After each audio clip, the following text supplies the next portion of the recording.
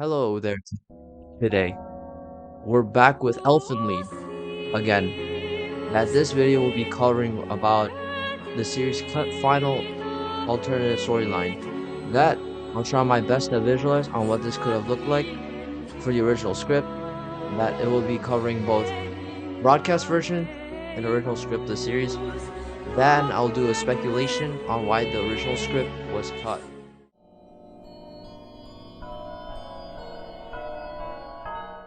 Different from final release. The Colonius Research Institute. In the original script, events are played out the same up to a certain point. Mariko was released from her containment chamber. Murders are supposed to surrogate parent, Dr. Saito, who, while dying, detonates a bomb implanted in Mariko's arm. This sequence was followed by Shirakawa's asserting control over her many bombs still inside of her. Exhausted, Shirakawa hesitates after releasing Mariko, thinking perhaps she should report it to Kurama. But upon entering, she finds Kurama's office is empty. In it, she finds a letter left by Kurama. Her reaction to the letter indicates that she is surprised. Next scene, Maple House. Nana finds her feelings torn. One, on the other hand, she feels she must deal with the dangers that Lucy presents. On the other, the small luxury and acceptance she finds at Maple House make her desire not to disrupt it. She hopes that Lucy remains dormant inside New, who she accepts as a good and separate person, aiding in this judgment. Our new, sweet, but clumsy effort to give Koda closure for his grief late little sister Kane. Also, Yuka continues to fear the closeness between Koda and New will leave no place for her in his life.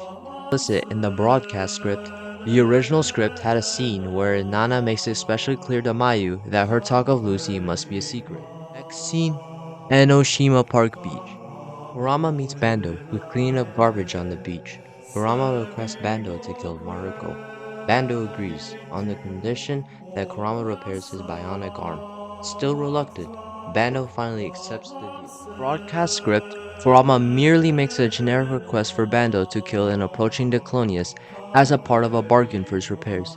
In the original script, Kurama thinks, in dialogue to himself, about Mariko, believing that finally killing her as an act of love to end her misery and used upon by Chief Kakazawa. So, in the broadcast script, Yuka observes the closeness between Koda and Yu, leaving the house silently in a huff, only coming back at the end of the episode, having collected her feelings and wondering about the police blockade she saw, including the two detectives she and Koda met in earlier episodes. Original script, Yuka directly questions Koda as whether or not he has romantic feelings towards New. Koda's response to this is vague, becoming a part of what causes Yuka to run off. Mariko goes down the heliport for the first time. The fully dressed of a figure of Mariko, who is sitting in a wheelchair, becomes clear. Mariko is given orders to kill the escapee Declonius, Nana, and capture Lucy, so as long as she's not killed, especially by decapitation. Shirakawa gets a call from Kurama. The specifics about Lucy's capture are absent from the broadcast script, that she's not only be killed in only stipulation. Yuka tells that Koda is she's going to leave Maple Inn. Surprised, Koda tries to stop Yuka from leaving, but Yuka shakes him off as she goes. New is continuously trying to repair the grandfather clock. Shirakawa is talking with Kurama on the phone. She apologizes that she brought Mariko on this mission, that Shirakawa was ordered to keep an eye on Kurama by Chief Kakazawa, but in fact she didn't fall in love with him. She is horrified about Kurama's plans to have Bando terminate Mariko. Yuka, after leaving Maple Inn, finds that nearby streets are blocked. She finds that the detective she once met after Kodo was injured, feeling something ominous, she decides to go back to Maple Inn. Nana is scared by the sense of Mariko's presence and realizes that Mariko must sense her as well. She decides to leave Maple Inn to spare the others. Nana, after leaving Maple Inn, standing to face with Mariko on the bridge to Enoshima. Kodo learns what's going on from Mayu and helps look for Nana. In the original, only Kodo and New come to the scene.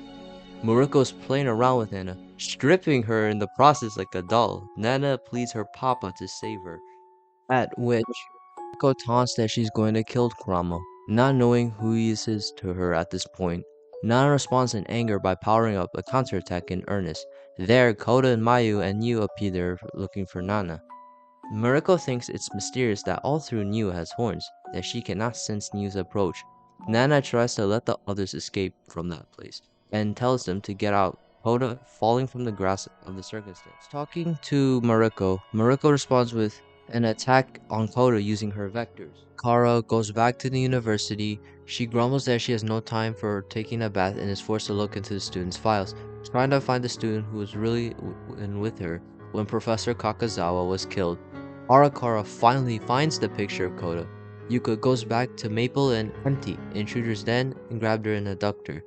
When Mariko's vectors are about to reach Koda, his body was blown clear as if it flicked. Saved by Nana.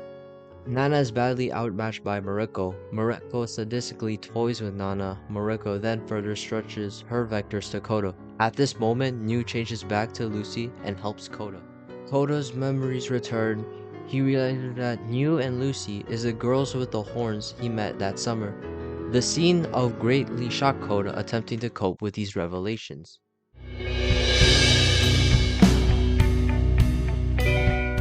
The original script, Mariko finds her vectors have been deactivated by Nana. Bando, whose right hand is already repaired, is overjoyed to see Lucy is also in the same place.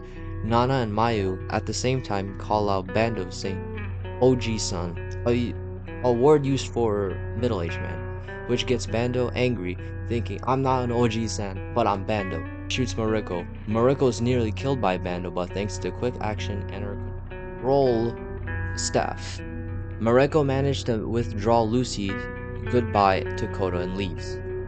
In the broadcast script, she urges him to wait for her so they can talk one last time. In the original script, Koda's eyes are wide open, but he's barely conscious. Koda gets back all his childhood memories. He sees that one that he calls Niu is the girl that he met that summer, and that she later killed his sister and father in front of him. Koda cannot move and is too heavy for Nana and Mayu to aid. As a last resort, Bando carries Koda. Koda, who's still hazy, goes with Mayu and Nana back to Maple Inn. They question why Bando is going there too. Bando hopes going to Maple Inn will cause him to find either Lucy or Mariko. They return to find ravaged Maple Inn. Koda returns consciousness, only to learn Yuka is nowhere to be found. Yuka is dreaming of crying on the beach, wondering if Koda loves Niu. Yuka, not wishing to be angry and jealous, considers herself pathetic.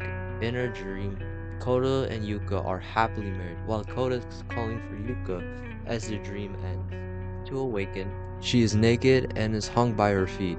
In the underground lab of the university, Arakara prepares the Clonius virus, which was never seen in the anime, injects to give it to Yuka. The chief told Arakara, now that Yuka knew all their secrets, whether she knew any of this is debatable, Yuka have gotten off before simply killing her. He suggests that Yuka be used for experimental purpose. Yuka, not knowing nothing about the plot, just cries all the time. Wow. Bando and Nana explain about the Declonius Research Institute, and also about the Decloni to Koda and Mayu.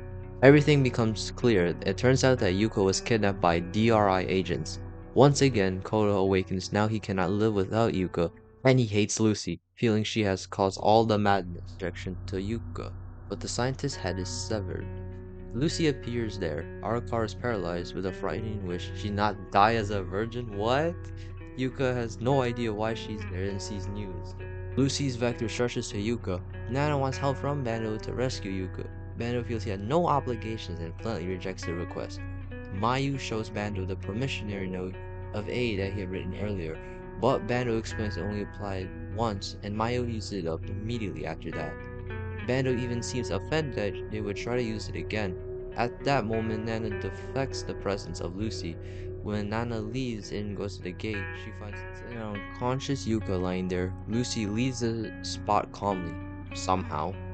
Mariko's vectors are now active once again, and she loses control. She enrages of being humiliated. Everybody go to hell, shouts at a demonic-looking Mariko. Shirakawa closes her eyes, hating to see Mariko in such a state.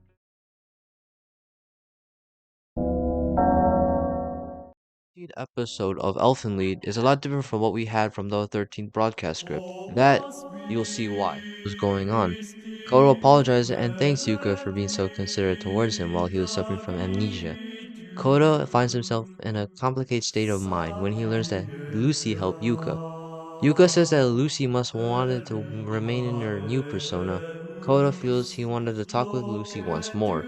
Kazawa gets a report from Arakara that Lucy emerged and helped Yuka. He learns the residents of Maple can be used as bait to lure Lucy.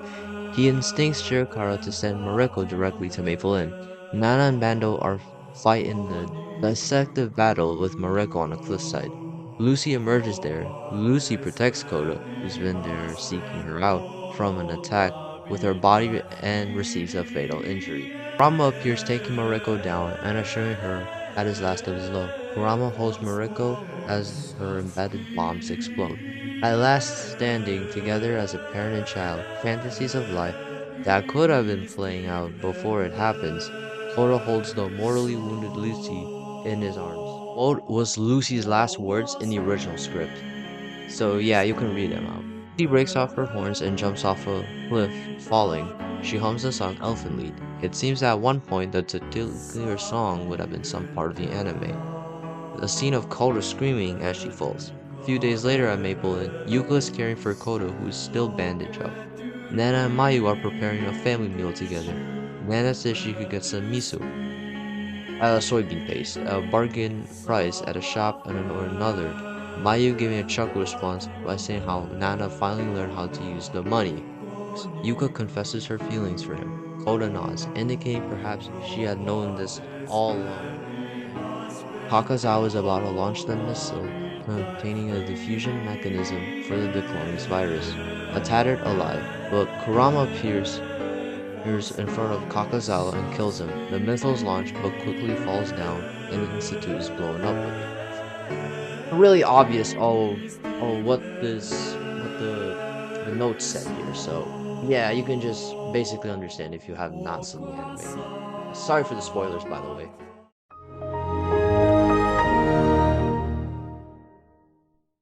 Was never included is that one that the ending was really anticlimactic, if I could think of. The director Takao wanted to shift the finale a more of an action-oriented one, much more than a drama-oriented one.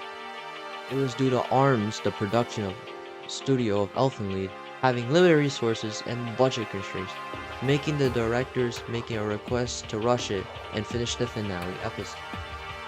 Yeah, that's it. So that's all I gotta say. This is Baikano.